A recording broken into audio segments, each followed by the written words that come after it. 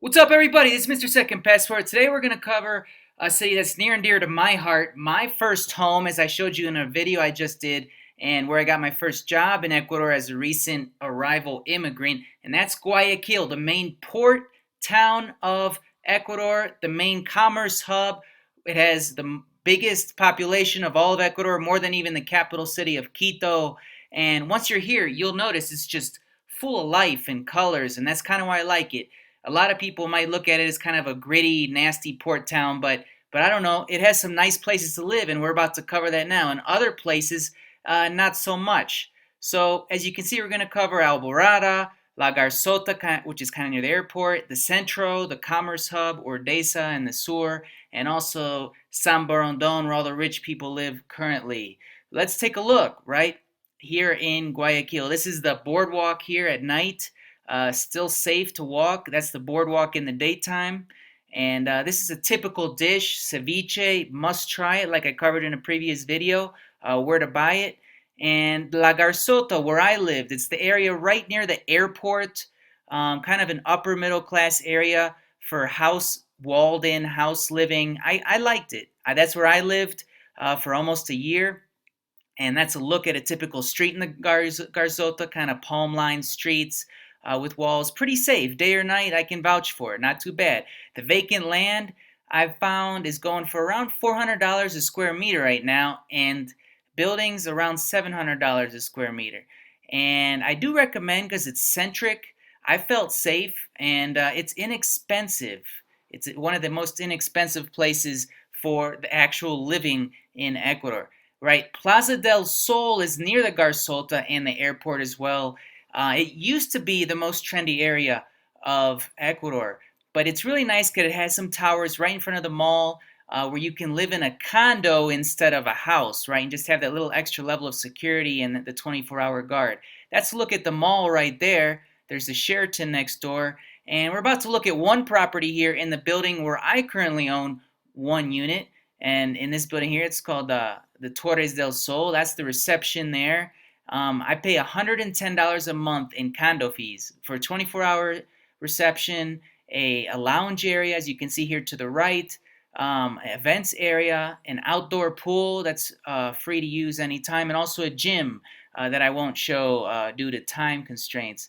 But yeah, that's the pool there. Pretty nice. This is the unit that I know of that's for sale right now. It's one bedroom, one bath, just like mine. It's a 44 square meters. They're asking 85,000.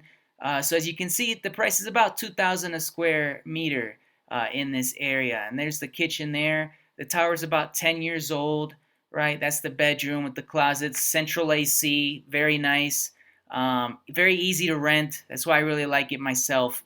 And now let's talk about Ordesa, right? A lot of people like this. It's kind of like this valley that juts off to the left here, or to the west of town, but I don't recommend. It's kind of a has-been. It's where the rich people used to buy in before they found another area we're going to cover, San Borondon. It has a lot of traffic, like you can see here, because it's not very centric either. This is the main area. This is the main one of the main drags in town, the Victor Mila Estrada. There's a lot of open air plazas and stuff. Pretty nice to visit. Not very touristy at all, but I really don't recommend the Ordesa for the reasons I mentioned. Now let's talk about El Centro and the Sur. Basically, anything in the south or Sur town, anything south of the Centro, you want to skip. Just forget about it. And El Centro is kind of like the commerce the hub, right, of it all. And I would skip. The El Centro is nice to visit, but I would definitely not live in El Centro just because the noise and more importantly the crime. It's just not very safe. It has these nice mangroves along the outside of the Centro, as you can visit here, as you can see here, even for bird watching and stuff. It's pretty nice. But I mean, it quickly turns to this, as you can see, just like 8, 10 lane roads, and it's just kind of grimy. Not very nice to live. Interesting place to visit, though, let me tell you. But not recommended for safety. But this is definitely the business commerce hub of Guayaquil. And there's the Bahia there, a little open air market where you can buy all kind of weird stuff. Just be careful if you visit. There are a lot of pickpockets. This is the boardwalk here, the El Malecon, right on the other end of the Centro. Really great place to walk around. Very safe day or night. A lot of police. There's a look at it right there. People enjoying themselves. and spending family time and stuff. And you get a nice breeze off the river. This is the Las Peñas, a place you can walk up the stairs and all these colorful buildings. It's really beautiful. Reminds me of like being in Portugal or something when I visited Lisboa. And right behind the Peñas is the Puerto Santa Ana area. Now we're walking to it here. You can walk to it on one of these cobblestone streets. It's this new trendy area right on the river where a lot of rich in Guayaquil are buying in, called Puerto Santa Ana. And as you can see, it's right behind Las Peñas, right, just to the north of Las Peñas. And it's where people want to be. It's definitely the trendy area right now here in Guayaquil. And it's centric, so it's pretty nice. You definitely wouldn't need a car. There's taxis all around to live here, and there's a good bar and restaurant scene for sure.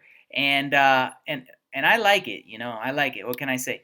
And this is a look here. There's a few different towers, both for offices and residences. There you could get pick up buy a suite here, 1 or 2 bedrooms, starting around 2,000 square meter.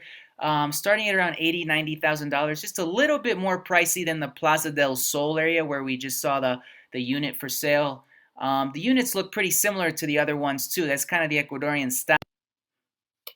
Okay, now let's talk about San Borondon, where all the rich people live, kind of like where the word is here. This little peninsula thing is kind of separated by these two rivers. And Duran, the area across the river from San Borondon, kind of the lower class area, I would not recommend living there if you are a foreigner, right?